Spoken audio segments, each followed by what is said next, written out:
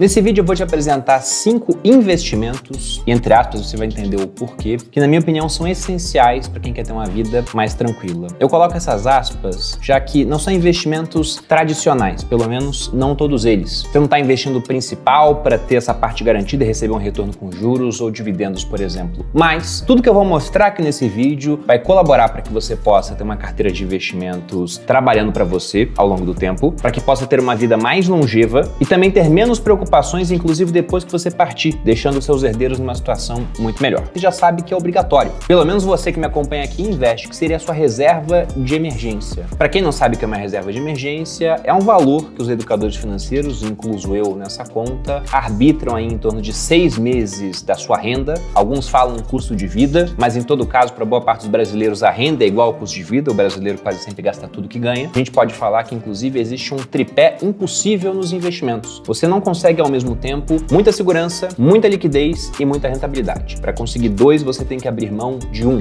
Pense, por exemplo, em ações. Você pode ter muita rentabilidade e muita liquidez, mas não tem muita segurança, há bastante volatilidade. Pensa no seu imóvel, na casa própria. Você pode ter uma boa rentabilidade ao longo do tempo com a valorização do imóvel. Você tem segurança, você tem aquela casa, tem até um certo aspecto de empenhorabilidade, mas não tem liquidez. E aí na reserva de emergência, a gente escolhe abrir mão da rentabilidade. Mas, felizmente, não abrimos mão de muito, porque aqui no Brasil nós temos, historicamente, juros muito altos. Então a sua reserva de emergência não vai render mais que outras aplicações de renda fixa, onde você abre mão de um pouco de segurança e de liquidez, mas com o patamar da Selic atual ainda te dará um bom resultado. E quanto às opções, vou citar duas que eu costumo usar. Tesouro Selic, que tem liquidez até no mesmo dia, se o pedido for feito até as 3 horas, quando você vende os títulos por tesouro, ou em D+1, e um CDB de liquidez diária de um bom banco. Pagando aí em torno de 100% do CDI, às vezes você consegue um pouco mais, só que eu ficaria desconfiado de prêmios muito maiores do que isso, porque aí já mostra que o banco está pagando caro para obter aquele crédito de você. E novamente, entre liquidez e segurança ou rentabilidade, na reserva de emergência nós queremos mais dos outros dois aspectos e abrimos mão de um pouco de rentabilidade.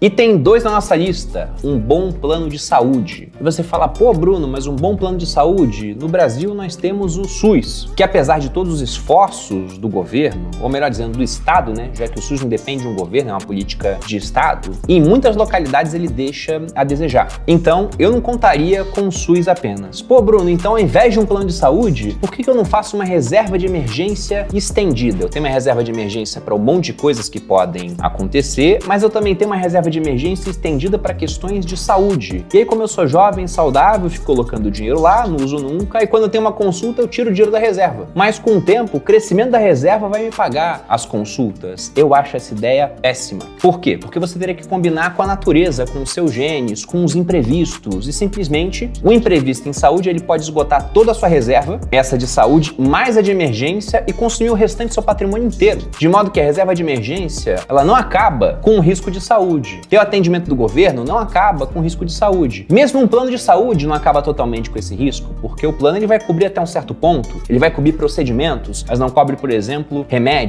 Mas o ponto é que um bom plano de saúde é de fato um, entre aspas, investimento que vai te garantir uma vida mais tranquila. Até porque, como eu já frisei, não interessa ter apenas uma reserva de emergência, porque, acredite, a diária de hotel mais cara do mundo não é um hotel que está em Dubai, nas Maldivas, é uma suíte de uma UTI. Só a diária costuma partir de uns R$2.000. Isso no básico, né? Porque pode ter um monte de outros equipamentos que levam a diária para 10, 15 mil reais. E eu digo isso por experiência própria. No meu caso, não fui eu que fui internado, mas o meu cunhado, na época do Covid, ele ficou muito mal, a gente transferiu ele para um hospital. O plano de saúde dele não cobria aquele hospital, era um plano de saúde do Exército, e eu banquei por minha conta. Em 7 dias de internação, a conta ficou em R$100 mil.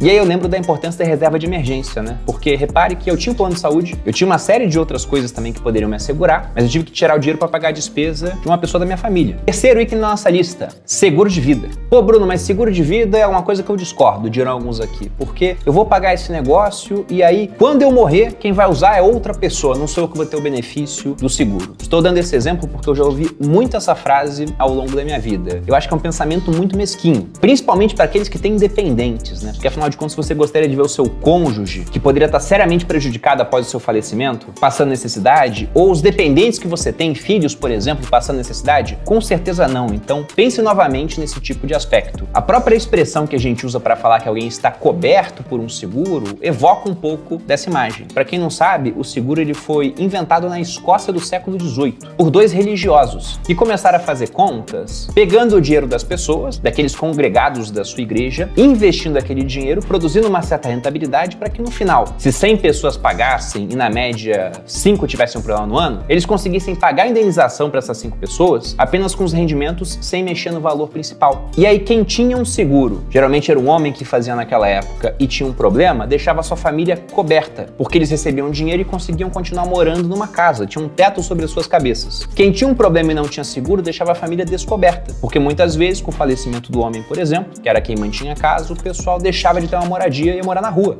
E eu gosto dessa estrutura de você pagar um pequeno valor para se proteger dessa pequena chance de algo dar muito errado. Vou citar o exemplo aqui do Thales, que trabalha comigo. Ele acabou de fazer uma simulação. Ele simulou uma apólice de 1 milhão, ele tem 32 anos, e ele queria saber qual o valor mensal que ele deveria pagar, o nome disso é prêmio, para que ele possa ter direito a essa apólice de 1 milhão, que ele poderia colocar ali em valores mais baixos, prevendo certas coberturas, tirando outras, realmente adequando para aquilo que ele quer. E o valor que o Thales vai ter que pagar de prêmio do seguro, que é esse valor que ele paga para ter direito a essa apólice de 1 milhão, será de R$ 104,68 mensais, que convenhamos, para boa parte da audiência que assiste aqui o canal, é um valor baixo. Ah, Bruno, eu considero muito alto. Então pode ser que a apólice de 1 milhão também seja muito alta para as suas necessidades. Para você, talvez o valor mais interessante fosse algo mais baixo, pensando em sucessão, 200 mil. Nesse caso, o seguro ficaria ainda mais barato. Passando para o quarto item agora, previdência privada. Por que previdência é interessante? Porque ao escolher uma boa previdência, você consegue, por taxas baixas, uma carteira que vai ter uma boa performance ao longo do tempo, superior ao CDI e com benefícios sucessórios e tributários. Na parte sucessória, a previdência não entra em inventário. Você poderia deixar um dinheiro lá que iria diretamente para os seus herdeiros. E o último ponto aqui para fechar esse vídeo, o nosso quinto, é de fato o investimento. Pelo menos na minha visão, tem gente que discute isso, mas inquestionavelmente é um ativo, é um bem, um direito que você tem, inclusive um dos poucos que podem vir a ser inconfiscáveis se você guardar da maneira correta, através de uma custódia própria. Estou falando do Bitcoin, também há inúmeros vídeos de Bitcoin aqui no meu canal. Esse ano eu deveria fazer menos vídeos, porque eu prefiro comprar quando ele está mais barato. Não que agora eu efetivamente acho que ele está muito caro, perto do que pode vir a acontecer, mas para quem quiser assistir, tem muito vídeo aqui. E por que eu acho o Bitcoin muito interessante? Como eu já disse, se corretamente armazenado através de uma autocustódia, ele é inconfiscável. Isso traz responsabilidade, porque pensando no evento sucessório, você vem a falecer de repente e não deixou a maneira de acessar aquele Bitcoin disponível para ninguém, ele pode estar perdido. Se está numa corretora, é uma empresa. A pessoa pode correr atrás do acesso, falar com a corretora, mostrar que você faleceu, que ela é herdeira. Agora, se está numa carteira, numa wallet, ou seja, esse Bitcoin está na blockchain, não tem como recuperar a senha. Ele de fato fica inacessível. Então veja que é um misto, né, de algo bom, mas que pode ser ruim também, dependendo de como você lida com a custódia desse negócio. E também não posso falar sobre questão de potencial de valorização. Eu mesmo só estou aqui por conta do Bitcoin. Lá atrás, quando eu criei um blog na internet, eu escrevi alguns artigos e 2 entre mais ou menos 100 artigos eram os mais acessados de maneira disparada no meu blog. Um deles ensinava a ganhar Bitcoins de graça na internet, através de 9 sites na época. Desses 9 sites, 8 eu sei que já sumiram, tem um que continua ativo, mas o pagamento dele é muito pequenininho. De todo modo, esses sites me deram bastante Bitcoin. Eu cheguei a juntar 9 Bitcoins sem investir R$1. E esses Bitcoins que no começo valiam menos de R$1.000, depois 2.000, em 2017, que foi o ano que eu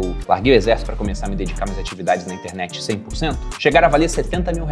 Logicamente, eu não adivinhei esse topo de 70 mil para vender, porque eu vendi mais caro, valia R$58 mil.